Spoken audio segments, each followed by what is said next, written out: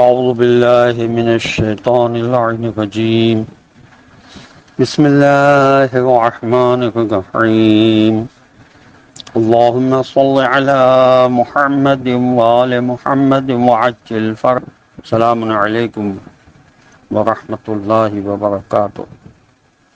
اللہ تبارک و تعالیٰ کا شکر ہے کہ آج 18 جنوری کا مختصر درس میں آپ کی خدمت میں پیش کر رہا ہوں، اور آپ جانتے ہیں کہ روزانہ مختصر موضوعات ہوتے ہیں۔ آج کا پہلا موضوع، آج توحید کے سلسلے کا آخری درس ہے، اور وہ ہے اللہ تعالیٰ کے شریک، مددگار اور اولاد کی نفی۔ جیسا کہ سورہ مبارک بنی اسرائیل کی آیت نمبر 111 میں اللہ تبارک و تعالیٰ نے ارشاد فرمایا کہ وَقُلِ الْحَمْدُ لِلَّهِ الَّذِي لَمْ يَتَّخِذْ وَلَدًا وَلَمْ يَكُنْ لَهُ شَرِيكٌ فِي الْمُلْكِ وَلَمْ يَكُنْ لَهُ وَلِيٌّ مِّنَ الذُّلِّ وَكَبِّرْهُ تَكْبِيرًا۔ ترجمہ یہ ہے، اور کہہ دیجئے ثناء کامل ہے اس اللہ کے لیے جس نے نہ کسی کو بیٹا بنایا اور نہ اس کی بادشاہی میں کوئی شریک ہے، اور نہ وہ ناتوان ہے کہ کوئی اس کی سرپرستی کرے، اور اس کی بڑائی کم حق بیان کرو۔ مذکورہ آیت میں اللہ تعالیٰ کی چند صفات سلبیہ کا بیان ہوا ہے۔ پہلی ہے کہ اللہ تعالیٰ اولاد سے مبرہ اور منزہ ہے۔ اس صفت سلبی کی تاکید عیسائیوں اور یہودیوں کے باطل عقیدے کو رد کرتی ہے جو اللہ تعالیٰ کے فرزند کے ہونے کے قائل ہیں۔ اس کے علاوہ اللہ تعالیٰ کے شریک اور ہمسا کی بھی نفی ہے، اور عرب مشرکوں کے اعتقاد کو باطل قرار دیا گیا۔ مزید کائنات کی خلقت اور آفرینش میں اللہ تعالیٰ کے مددگار اور ناصر کی نفی ہے، یعنی اللہ تعالیٰ کا اس جہان کی آفرینش اور خلقت میں کوئی مددگار نہیں۔ بعبارت دیگر اس آیت میں اللہ تعالیٰ کی کسی بھی مثل اور شبیہ کی نفی ہے، خواہ وہ درجے میں کمتر ہو جیسے اولاد کا ہونا، یا اس کے مساوی اور ہم مرتبہ ہو جیسے شریک، یا اس کی ذات سے بالاتر اور غالب ہو مثلا ولی اور سرپرست۔ آخر میں پیغمبر اکرم صلی اللہ علیہ وسلم کو حکم دیا گیا ہے کہ ہمیشہ اللہ تعالیٰ کو مخلوقات کے وصف اور خیال سے بالاتر سمجھیں۔ ہمارے لیے شیخ طوسی میں یہ حدیث ہے کہ بہترین عمل اللہ تعالیٰ کی یگانگی اور وحدت کا قائل ہونا ہے، اور بدترین گناہ اس کو مخلوقات سے تشبیہ دینا ہے۔ اس سلسلے میں گزارش ہے کہ مزید تحقیقی مواد کو پڑھا جائے تاکہ انسان کی توحید مضبوط سے مضبوط تر ہو جائے۔ آج کا دوسرا موضوع ہجر کے بارے میں۔ ہجر قوم سمود کا مرکزی شہر تھا، اور اسی کے نام پر سورہ ہجر ہے، قرآن مجید کا 50 نمبر کا سورہ۔ اس کے کھنڈر مدینہ منورہ کے شمال مغرب میں موجود شہر العلا سے چند میل کے فاصلے پر واقع ہیں۔ مدینہ سے تبوک جاتے ہوئے یہ مقام شاہراہ اور عام پر ملتا ہے، اور قافلے والے اس وادی میں قیام نہیں کرتے، کیونکہ حضور اکرم صلی اللہ علیہ وسلم نے یہاں قیام کرنے سے منع فرمایا تھا۔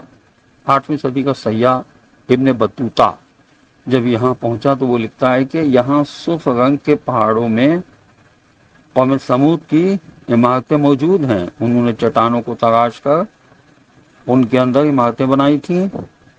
ان کے نقش و نگار آج بھی ایسے تازہ ہیں جیسے آج ہی بنائے گئے ہوں۔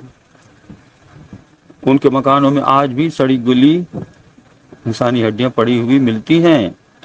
یہ سفر نامہ ابن بطوطہ میں لکھا ہے، اور تفسیر جلالین میں لکھا ہے کہ ہجر والوں سے قوم سمود مراد ہے، اور ہجر اس جگہ کا نام ہے جہاں وہ آباد تھے۔ اور تفسیر جلالین میں یہ بھی لکھا ہے کہ اس قوم کے بارے میں کہا جا رہا ہے کہ ہجر والوں نے پیغمبروں علیہ السلام کو جھٹلایا۔ اس سے معلوم ہوتا ہے کہ صرف حضرت صالح علیہ السلام ہی نہیں بلکہ ان کے پاس برابر پیغمبر آتے رہے ہوں گے جن کو وہ جھٹلاتے رہے ہوں گے۔ آخری پیغمبر جس کو انہوں نے جھٹلایا وہ حضرت صالح علیہ السلام تھے۔ یہ بھی ممکن ہے کہ صرف حضرت صالح علیہ السلام ہی کو جھٹلایا ہو اور خدا عالم نے اس بات کو یوں فرمایا ہو کہ انہوں نے پیغمبروں علیہ السلام کو جھٹلایا، کیونکہ تمام پیغمبر ایک ہی پیغام لائے ہیں، اور اس لیے ایک پیغمبر کو جھٹلانا تمام پیغمبروں علیہ السلام کو جھٹلانے کے مترادف ہے۔ تفسیر کل بیان میں لکھا ہے کہ جناب جابر بن عبداللہ انصاری سے مروی ہے کہ حضرت صلی اللہ علیہ وسلم نے جب ہم غزوہ تبوک کے لیے جا رہے تھے اور راستے میں ہجرے کے مقام سے گزرنے لگے تو فرمایا کہ ان کافروں کے گھروں سے روتے ہوئے گزرو، اس خطرے سے کہ کہیں تم بھی ان کی طرح خدا کی سزا میں گرفتار نہ ہو جاؤ۔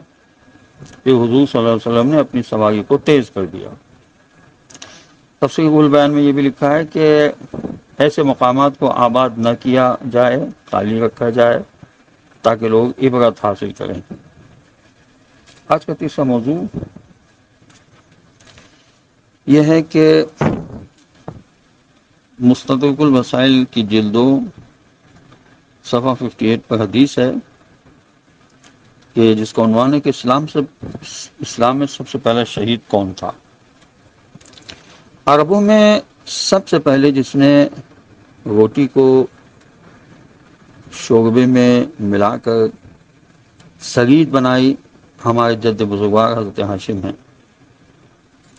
اور سب سے پہلے جس نے جنگ میں حیلہ سازی سے کام لیا جنگ موتا کے دن حضرت جعفر بن ابی طالب ہیں، اور سب سے پہلے سرحدوں کی حفاظت کے لیے راہ خدا میں گھوڑے باندھے وہ مقداد بن اسود کندی ہیں، اور سب سے پہلے راہ خدا میں جس نے تیر چلایا وہ سعد بن ابی وقاص ہیں، اور اسلام میں سب سے پہلے شہید موہجا ہیں۔ یہ مستدرک الوسائل میں لکھا ہے۔ تو انسان کو چاہیے کہ اس قسم کی تحقیقات مزید کرے، مطالعہ کرے تاریخ اسلام کا بھی، اور سب سے اہم مطالعہ جو انسان کو کرنا چاہیے وہ ہے تفسیر قرآن کا۔ تفسیر نمونہ لے لیں، تفسیر کوثر لے لیں، کوئی سے بھی ایک تفسیر انسان مکمل پڑھ جائے تھوڑا تھوڑا کر کے۔ ظاہر ہے کہ ایک وقت میں تو انسان کوشش کرے کہ ساری تفسیر ختم کر دے، یہ ناممکن ہے۔ تھوڑا تھوڑا پڑھے تاکہ اس کی دلچسپی بھی قائم رہے، اس کی توجہ بھی قائم رہے۔ اکثر ہم جذبات میں کسی ایک کتاب کو پکڑ لیتے ہیں اور اس کے بعد پھر کسی کتاب کو ہاتھ نہیں لگاتے، کیونکہ وہ مطالعے کا سارا ذوق و شوق اور جوش وہ ایک ہی کتاب پہ ختم ہو جاتا ہے۔ اسے کہا جاتا ہے کہ ہر عمل کو تھوڑا تھوڑا کرو تاکہ دلچسپی قائم رہے اور اس میں دوام رہے، یعنی وہ عمل مسلسل جاری و ساری رہے۔ ایسا نہ ہو کہ جوش میں ایک مرتبہ وہ عمل کیا اور اس کے بعد جوش سارا ختم ہو گیا۔ میرے الحمدللہ 65 گروپس ہیں۔ اکثر لوگ گروپس میں آنے کے لیے کہتے ہیں کہ ہمیں تمام گروپس میں انٹر کر دیں، ایڈ کر دیں۔ میں ان سے کہتا ہوں بھائی آپ تھوڑے تھوڑے گروپ میں ایڈ ہوں، اور تاکہ ایسا نہ ہو کہ آپ ایک دم سے آئیں اور پھر ایک دم سے چلے جائیں۔ اور یہ ہوتا بھی ہے کہ جو لوگ ایک دم سے تمام گروپس میں شامل ہونے کی خواہش کرتے ہیں، ان کی جب خواہش پوری ہوتی ہے تو وہ ایک دم سے تمام گروپ سے لیفٹ بھی ہو جاتے ہیں۔ بہرحال انسان کو جب وہ کوئی کام کرتا ہے تو اس کو تجربات حاصل ہوتے ہیں، اسی لیے کہا جاتا ہے کہ بزرگوں سے ان کے تجربات سے فائدہ اٹھاؤ۔